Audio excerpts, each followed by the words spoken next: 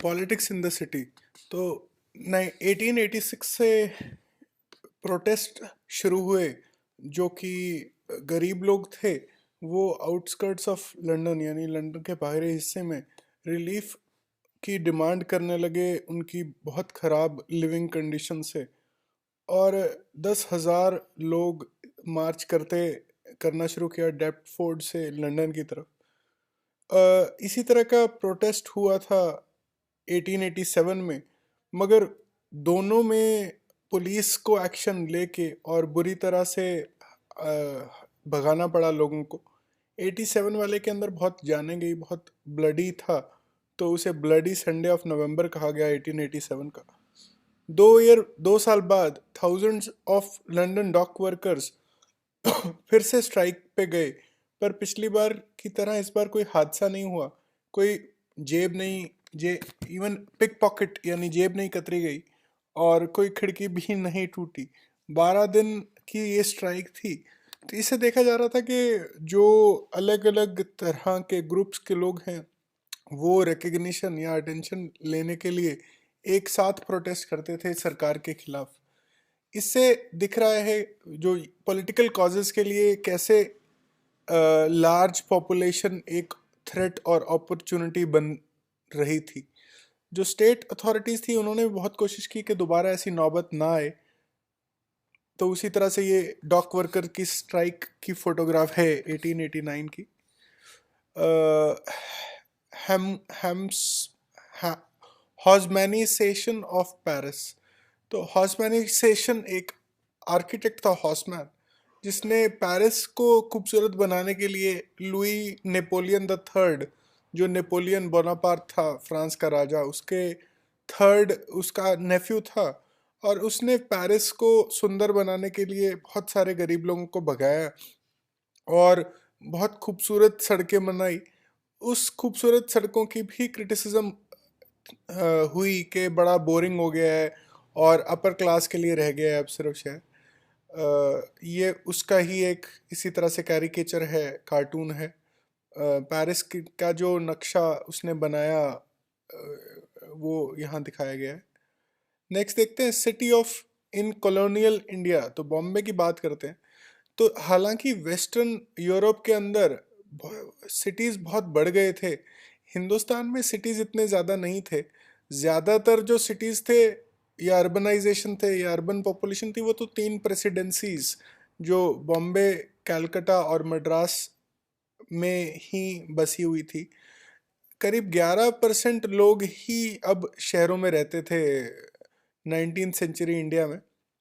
जो ज़्यादातर ये प्रेसिडेंसी सिटीज़ थे ये मल्टी फंक्शनल यानी बहुत काम आने के लिए major ports, warehouses, homes and offices, army camps, educational institutes, museums और लाइब्रेरीज होती थी इन शहरों के अंदर।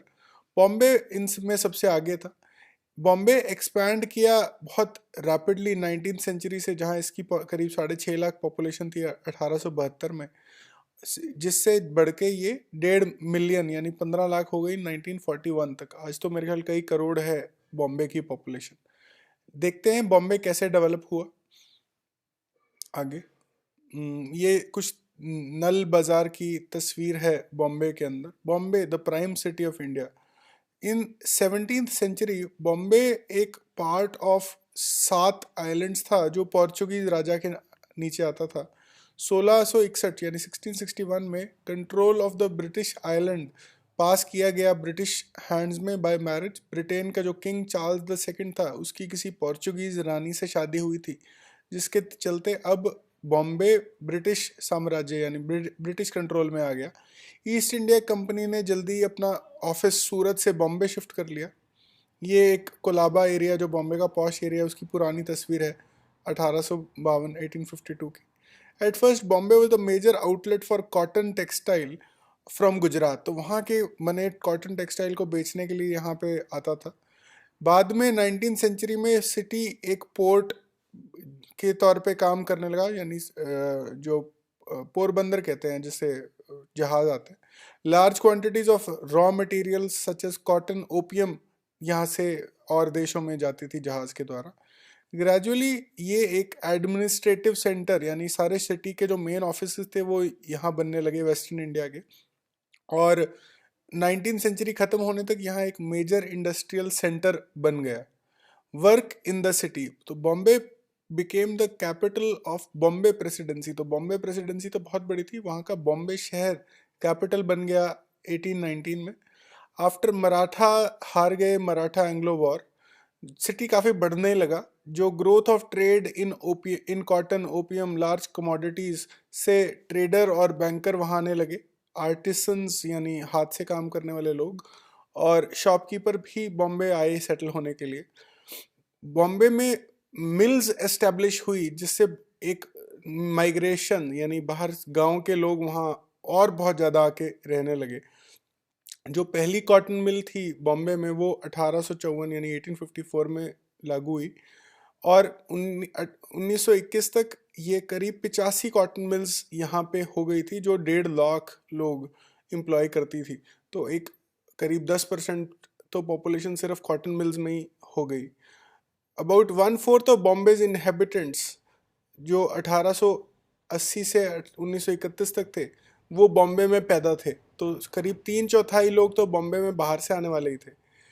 लार्ज नंबर ऑफ लोग जो थे वो रत्नागिरी से आए थे बॉम्बे मिल में काम करने के लिए। शुरू में लेडीज़ कम थी, करीब 23% मिल वर्कर जो थी वो लेडीज़ थी, पर ये इससे भी घट के करीब 10% तक आ गया धीरे धीरे। जो लेडीज़ था उनका काम मशीनों ने या आदमियों ने ले लिया धीरे धीरे। Bombay dominated the maritime trade, तो समुद्री ट्रेड जो था इंडिया में वो बॉम्बे डोमिनेट, ज़्यादातर बॉम्बे से होता था 20वीं सदी में, 20th सेंचुरी में। It is also the junction head of 2 major railways in India. तो जो फॉर इंस्टेंस जो फेमाइन ऑफ ड्राई, जब कच्छ के अंदर ड्राई नेस हुई, फेमाइन आया, सूखा पड़ा, तो वहाँ से भी बहुत सारे लोग बॉम्बे आए 1888 1889 के दौरान। The flood of migrants in some years created panic and alarm. तो सिटी बड़े घबरा गया कि इतने सारे वर्कर्स, इन कितने सारे लोगों को यहाँ कैसे रखा जाएगा। और करीब 30,000 लोग 1898 में अथॉरिटीज़ ने वापस